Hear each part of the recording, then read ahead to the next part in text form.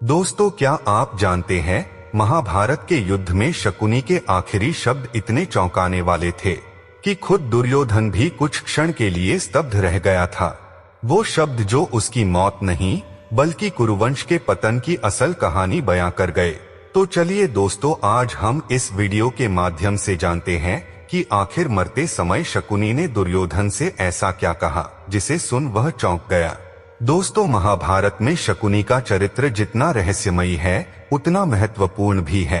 शकुनी जिसने अपनी चालाकी, अपने षड्यंत्र, अपनी बुद्धि और प्रतिशोध की भावना से पूरे कुरुवंश को भस्म कर दिया और उसके जीवन का अंत में भी एक गहरी सीख छोड़ गया। जब शकुनी महाभारत के युद्ध के अंत में भीम के हाथों मारा गया, उससे पहले उसने दुर्योधन से जो बात कही वे केवल अंतिम शब्द नहीं थे बल्कि ऐसे व्यक्ति की स्वीकारोक्ति थी जिसने अपने जीवन का उद्देश्य केवल बदला माना था। दोस्तों, कुरुक्षेत्र की धरती पर सूर्य ढल रहा था। धूल, धुआं और मृत देहों की गंध हवा में तैर रही थी। कौरवों की विशाल सेना अब केवल कुछ नामों तक सिमट चुकी थी और दुर्योधन, अश्वत्थामा, कृपाचार्य और गंधार का राजकुमार शकुनी के चेहरे पर थकान साफ झलक रही थी, किंतु उसकी आंखों में अब भी वह पुरानी आग बाकी थी और वे थे प्रतिशोध की आग। शकुनी जानता था कि अब अंत निकट है। उसकी आंखों में थकान थी, परंतु दुर्योधन को बचाना और अपने प्रतिशोध की कथा को पूरा करने की जिद उसके अंदर अभी भी जिंदा थी। रात्रि का समय था। युद्ध के मैदान के एक कोने में दुर्योधन और शकुनी खड़े थे। चारों ओर मृत शरीर पड़े थे। हवा में दर्द की चीखें घुल रही थी। दुर्योधन ने शकुनी की ओर देखा और कहा, मामा, अब सब समाप्त हो गया। जिनके बल पर मैंने यह युद्ध लड़ा वे सब मर चुके हैं। मेरे भाई, मेरे सेनापति, मेरे गुरु सब चले गए। अब केवल हम बचे हैं। क्या यही तुम्हारी चालों का परिणाम था? क्या यही वह विजय थी जिसका तुमने मुझसे वादा किया था? शकुनी की आंखों में गहरी उदासी थी, परंतु उसके होठों पर एक हल्की मुस्कान भी थी। उसने कहा कि याद रखो दुर्योधन, मैंने कभी तुम्हें जीत का वचन नहीं दे पाया, विजय का वादा नहीं किया था। मैंने तो तुम्हें केवल वो रास्ता दिखाया था जिस पर चलकर तुम अपना भाग्य खुद तय कर सको। मेरा उद्देश्य कभी हस्तिनापुर का सिंहासन नहीं था।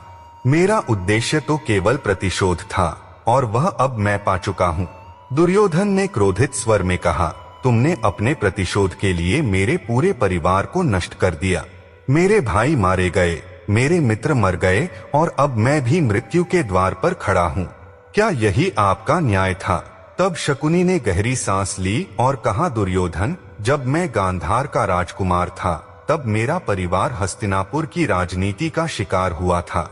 मेरी बहन गांधारी, जिसको जबरन अंधे राजा धृतराष्ट्र से विवाह करना पड़ा। मेरे 100 भाई भूख से मरे क्योंकि हमें हस्तिनापुर की कैद में रखा। तब मैंने प्रतिज्ञा की थी कि मैं इस वंश को एक दिन उसी पीड़ा का स्वाद चखाऊंगा जो हमने झेली थी।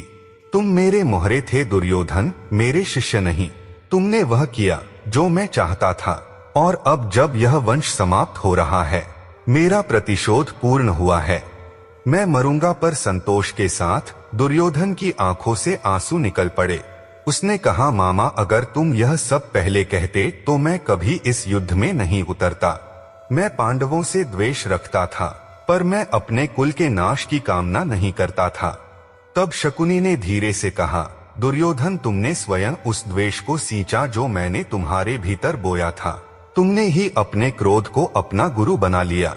मैंने तो केवल तुम्हारे मन के उस अंधेरे को दिशा दी। तुम एक राजा थे, पर तुमने कभी धर्म का अर्थ नहीं समझा। जब तुमने द्रौपदी के चीरहरण का आदेश दिया, तब से ही तुम्हारा विनाश का आरंभ हो गया था। मैं तुम्हारे कानों में बस फूंक मारता रहा, पर निर्णय हमेशा तुम्हारे थे। अब तुम मुझ पर दोष लगा सकते हो, पर सत्य यह है कि तुम्हारे कर्मों ने तुम्हें यहाँ लाकर खड़ा किया है। शकुनी धीरे से बोला, दुर्योधन, मेरी एक आखिरी इच्छा है।